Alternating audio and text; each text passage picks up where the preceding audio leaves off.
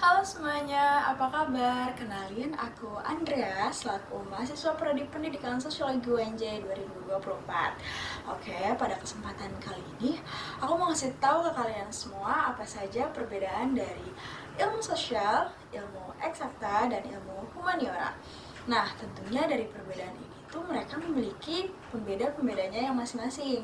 Nah, dimulai dari tujuan utama dari ketiga ilmu tersebut, metodologi penelitian yang digunakan dari ketiga ilmu tersebut, terus pastinya dari objek studi yang digunakan pun berbeda, juga penerapan pada kehidupan sehari-hari yang diterapkan pun pasti berbeda, dan juga contoh-contoh rumpun-rumpun turunan dari ketiga ilmu tersebut pun pasti berbeda. Nah, aku di sini mau nge-share ke kalian semua tentang pembedaan dari ketiga ilmu tersebut, terutama perbedaan dari ketiga ilmu tersebut itu secara garis besarnya. Langsung aja kita ke pembahasannya. Oke, jadi di sini aku akan membahas dulu secara garis besar atau kesimpulannya dari ketiga perbedaan.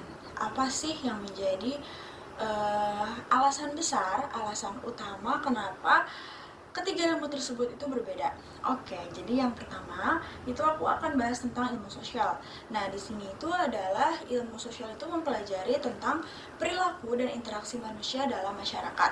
Contohnya itu ada sosiologi, antropologi, dan ekonomi. Fokusnya pada pola, sistem, dan dinamika sosial dengan metode kualitatif maupun kuantitatif. Nah, jadi aku bakal jelasin ilmu sosial itu benar-benar berfokusnya itu hanya pada hubungan yang terjadi di masyarakat. Fokusnya itu pada pola dan sistem, terus juga dinamika. Jadi benar-benar kalau misalkan ilmu sosial ini tuh hanya berfokusnya pada hubungan yang terjadi di masyarakat, interaksi manusia yang terjadi pada masyarakat. Jadi dan itu rumpun ilmunya yang dimiliki oleh ilmu sosial ini itu adalah turunan ilmunya itu adalah ilmu sosiologi, antropologi, dan ekonomi, di mana sosiologi adalah ilmu yang mempelajari tentang masyarakat atau hubungan yang terjadi, hubungan timbal balik atau fenomena-fenomena sosial yang ada di masyarakat. Ekonomi pun juga mengurus tentang ekonomi-ekonomi yang terjadi di masyarakat, dan juga antropologi adalah ilmu tentang budaya-budaya, kebiasaan yang ada di masyarakat itu sendiri. Jadi fokus utama dari ilmu sosial adalah ilmu yang mempelajari tentang masyarakat atau ilmu yang membahas tentang interaksi yang terjadi di dalam masyarakat, seperti itu. Oke, yang kedua itu ada ilmu eksakta. Apa sih ilmu eksakta itu? Nah, jadi ilmu eksakta itu kata lainnya adalah sains alam. Nah, ilmu eksakta ini sendiri itu mempelajari tentang fenomena alam melalui pendekatan kuantitatif, objektif, dan berbasis eksperimen seperti fisika, kimia, biologi, dan hasilnya itu bisa diuji secara empiris atau nyata. Nah, sedangkan untuk ilmu eksakta ini itu sendiri lebih mengacu kepada ilmu pengetahuan alam. Mungkin kalian waktu semasa sekolah menengah itu ada pembagian antara IPA dan IPS saat masih diberlakukannya kurikulum 2013. Nah, itu tuh ada pembagian antara IPA dan IPS. Nah, di sini bisa kita lihat untuk jenjang sekolah menengah atas pun ada pembagiannya untuk ilmu humaniora atau bahasa ini.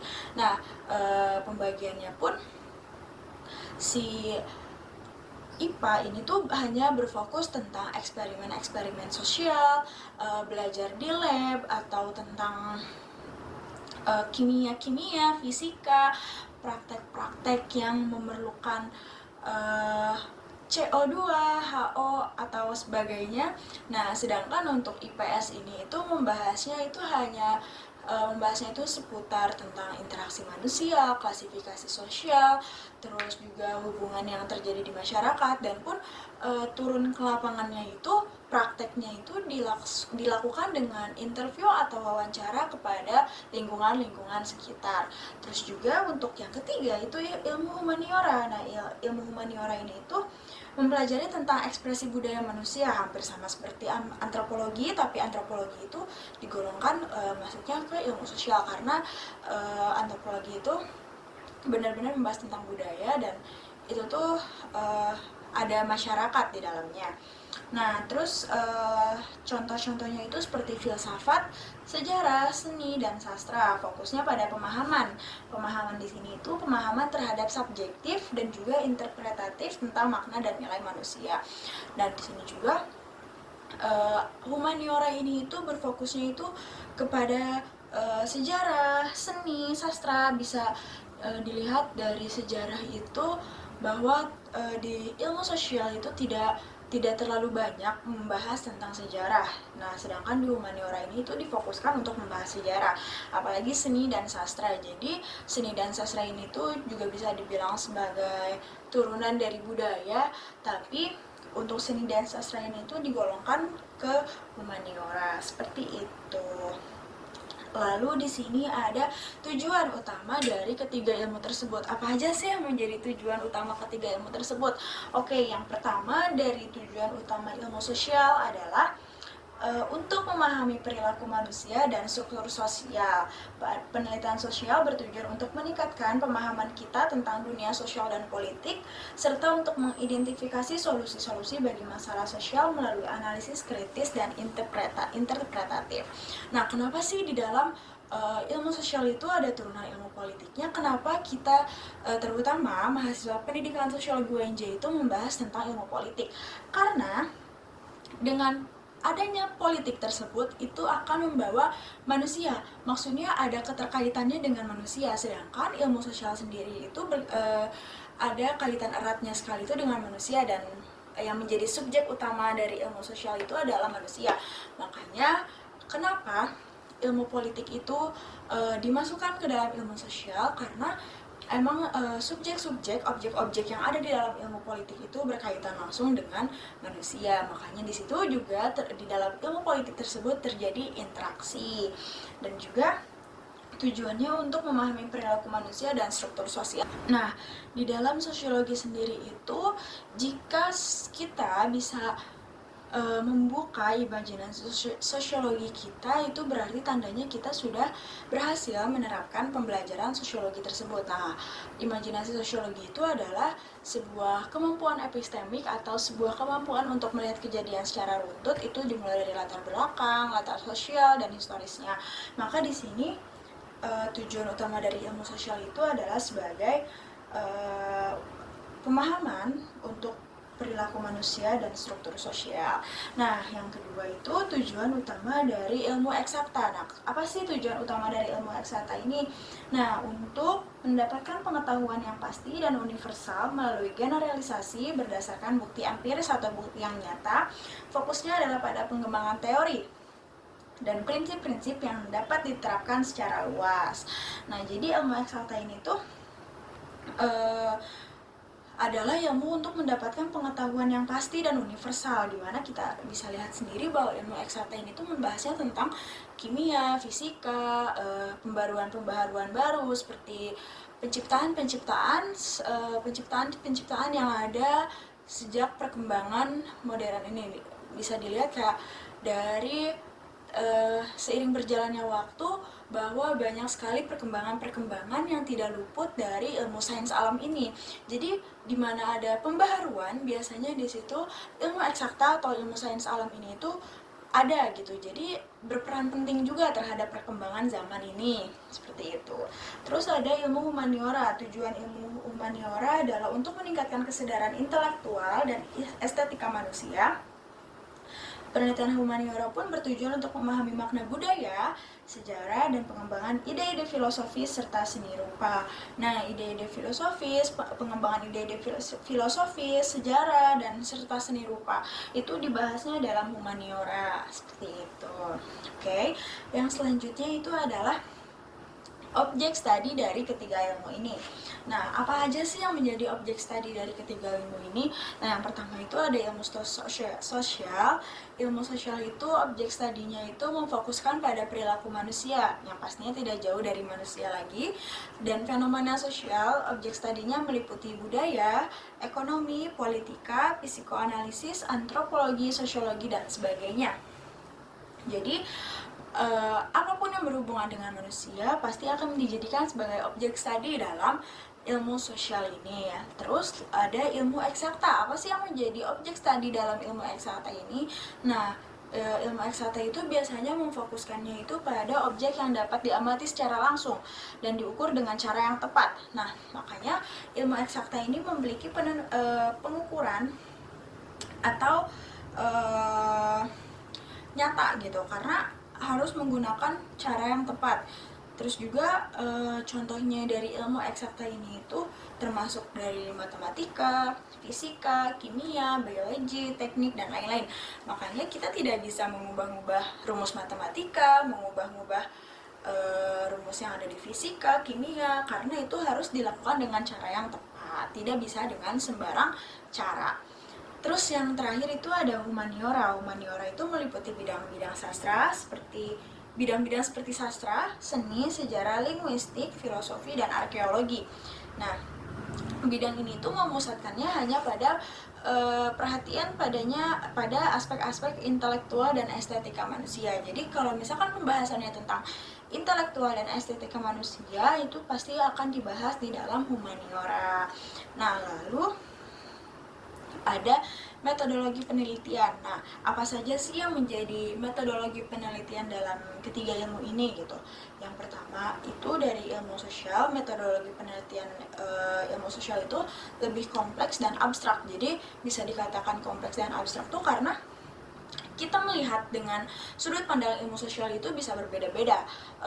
Jadi kita tidak bisa menyalahkan pandangan orang A dengan orang B itu berbeda, makanya bisa dikatakan abstrak tuh karena emang pandangan-pandangan tersebut tuh tidak harus selalu sama menurut ilmu sosial. Terus ilmuwan sosial harus mempertimbangkan variabel-variabel sosial yang interaktif dan dinamik. Tentunya perbedaan interaktif dan dinamik, gelombang dinamika yang berbeda-beda setiap perkembangan itu menjadikan pertimbangan. Nah, terus juga serta memperhitungkan konteks budaya dan historis. Nah, ilmu sosial ini juga tidak luput dari sejarah ya, karena dari awal terciptanya manusia pun dibahas dalam ilmu sosial, bagaimana terjadinya interaksi antara satu sama lain, kenapa manusia membutuhkan satu sama lain, apa yang jika terjadi manusia itu tidak tercipta gitu. Terus memperhitungkan konteks budaya dan historis yang tadi. Terus analisis kualitatif dan kuantitatifnya sering digunakan dalam penelitian sosial. Nah, banyak peneliti-peneliti sosial tentunya yang menggunakan analisis kualitatif dan kuantitatif dari ilmu sosial ini. Yang kedua itu adalah ilmu eksakta. Nah, ilmu eksakta ini itu metodologi penelitiannya dalam ilmu eksakta ini itu cenderung linear dan sistematik. Berarti runtut ya, ada alur-alurnya. Terus juga proses penelitiannya melibatkan observasi, eksperimen, analisis data, dan generalisasi berdasarkan bukti-bukti empiris atau bukti-bukti yang nyata. Nah, di sini proses penelitian itu observasi dan eksperimen yang pastinya hampir sama dengan dua ilmu yang lainnya. Untuk ilmu eksakta ini pasti melakukan observasi dan eksperimen. Nah, jika ilmu sosial itu observasinya wawancara, eksperimennya itu wawancara atau eksperimen sosial seperti turun ke lapangan dengan mencoba berpura-pura butuh bantuan, apakah si orang yang kita prank atau kita targetkan sebagai agen sosialisasi ini itu baik atau kayak pandangan kita ke dia tuh nanti gimana. Sedangkan untuk ilmu eksakta ini tuh observasinya itu berupa eksperimen itu dengan benda-benda atau seperti membuat ledupan baru. Itu tuh kayak bisa seperti eksperimen menyampurkan cairan A dengan cairan B bakal jadi cairan C atau bakal jadi cairan BA. Jadi lebih ke mencampur-campurkan, lebih ke menggunakan benda ya, bukan benda juga, kayak lebih banyak di lab itu kayak hasil reaksi apa yang akan dihasilkan dari eksperimen mereka gitu. Terus berdasarkan bukti-bukti empiris yang pastinya berdasarkan bukti-bukti yang nyata. Terus yang terakhir itu ada humaniora. Humaniora itu menggunakan berbagai metodologi. Jadi mulai dari analisis tekstual hingga interpretasi filosofis. Penelitinya sering berfokus pada makna dan konteks teks, artefak dan fenomena budaya. Jadi dari humaniora sendiri ini tuh sangat-sangat bergantung pada sejarah.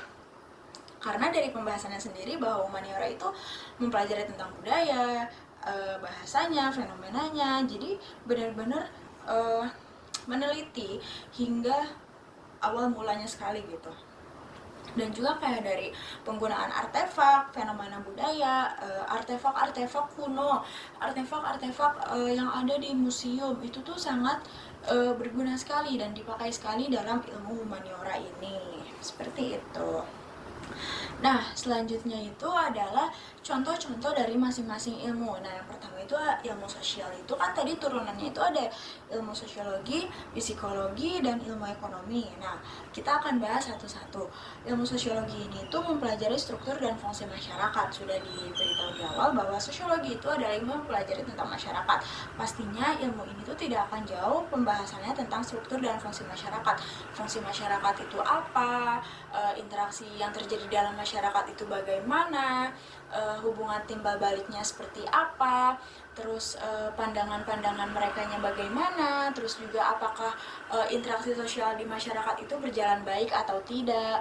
Nah, terus ada psikologi sosial, yaitu memahami interaksi dan perilaku individu dalam kelompok. Nah, psikologi sosial ini cenderung berkelompok. Perbedaannya dengan sosiologi itu lebih ke pemahaman individu. Nah, sedangkan untuk psikologi sosial ini itu cenderung dalam suatu kelompok. Misalkan dalam suatu kelompok kelas, seperti dalam kelas kita bisa lihat kadang ada circle-circlean. Nah, itu tuh nanti kita bisa analisis dengan menggunakan psikologi sosial. Terus ada ekonomi. Nah, ekonomi ini tuh meneliti tentang produksi, distribusi, dan konsumsi barang serta jasa. Nah, dari ketiga pelaku ini, maksudnya dari ketiga kegiatan ini, kegiatan produksi, distribusi, dan konsumsi barang serta jasa, pelakunya yang tidak lain dan tidak bukan adalah manusia itu sendiri. Makanya di dalam ketiga kegiatan itu pasti ada manusia di dalamnya. Nah, lanjut ada ilmu eksakta. Ilmu eksakta itu turunannya itu ada fisika, kimia, biologi. Nah, fisika itu mempelajari hukum-hukum alam seperti gerak dan energi, seperti derek mobil atau timbaan pada sumur yang menggunakan tali penggerek. Nah, itu tuh berarti hukum alamnya itu hukum gerak ya. Apakah titik A dan titik B itu seimbang, jadi bisa ditarik seperti itu. Nah, terus ada kimia, meneliti struktur sifat zat. Nah, ini tuh pasti tentang pencampuran bahan-bahan kimia seperti nitrogen, hidrogen, kalsium atau apa gitu. Terus ada biologi. Biologi itu memahami organisme hidup dan proses kehidupan. Nah, biologi itu cenderung tentang terbentuknya suatu proses kehidupan seperti ekosistem yang terjadi, yang ada di hutan, yang ada di sungai, habitat-habitat, pembahasan tentang struktur-struktur anatomi tubuh hewan, manusia seperti itu. Terus ada humaniora. Humaniora itu membahas tentang filsafat. Filsafat itu menganalisis konsep-konsep dasar seperti keberadaan dan moralitas atau kepastian suatu ilmu, kenyataan suatu ilmu. Terus sastra mempelajari karya-karya tulisan manusia seperti puisi dan prosa. Nah, dalam sastra ini itu bisa diperdalamnya itu tentang meneliti suatu karya tulis atau puisi atau buku novel seperti itu. Terus ada sejarah. Sejarah itu merekonstruksi dan memahami peristiwa masa lalu manusia. Nah, dari humaniora ini tuh membahas tentang sejarah itu karena penting ya. Dari humaniora sendiri itu membutuhkan sejarah itu sebagai sumber ilmu humaniora ini. Jadinya dalam humaniora ini tuh penting ada sejarah tuh karena humaniora sendiri tuh butuh akan adanya sejarah. Nah, dalam sejarah juga kan bisa ditemukan tentang artefak, peninggalan-peninggalan, budaya-budaya yang ada pada zaman dahulu. Seperti itu. Oke, jadi aku akan ngasih ringkasan dari ketiga perbedaan tersebut ya. Ilmu eksakta, ilmu sosial, dan humaniora memiliki perbedaan signifikan dalam objek studi, metodologi penelitian dan tujuan utama mereka, dan contoh-contoh dari rumpun-rumpun mereka sendiri pun berbeda. Ilmu eksakta berfokus pada objek fisik yang dapat diukur menggunakan metodologi linear dan sistematis. Untuk mencapai pengetahuan yang pasti, ilmu sosial mempelajari perilaku manusia dan fenomena sosial dengan menggunakan metodologi yang lebih kompleks dan abstrak. Sementara itu, humaniora sendiri memusatkan perhatian pada aspek-aspek intelektual dan estetika manusia melalui analisis tekstual dan interpretatif. Setiap bidang ilmu memiliki kontribusi unik bagi pemahaman kita tentang dunia dan diri sendiri. Maka dari itu, ketiga ilmu ini itu sangat penting untuk kita pelajari dan pahami apa saja perbedaannya, tujuan-tujuannya, bagaimana cara kita membedakannya, dilihat dari mana cara kita membedakannya, itu sangat penting.